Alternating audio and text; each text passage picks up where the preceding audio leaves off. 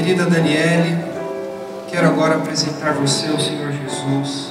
E nesse momento você pode ter a certeza de que o Senhor olha para você de uma maneira especial, de que o próprio Jesus se manifesta no nosso meio e de que o Espírito Santo irá te batizar plenamente.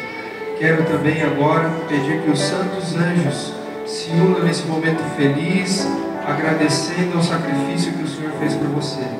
Que nesse momento você seja batizada, não apenas nas águas, mas no sangue do Senhor Jesus, para a remissão de todos os vossos pecados, para que você nasça uma nova criatura no reino dos céus.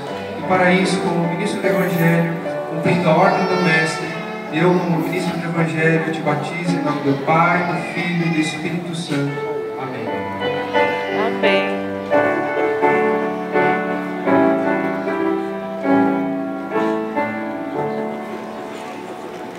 Ah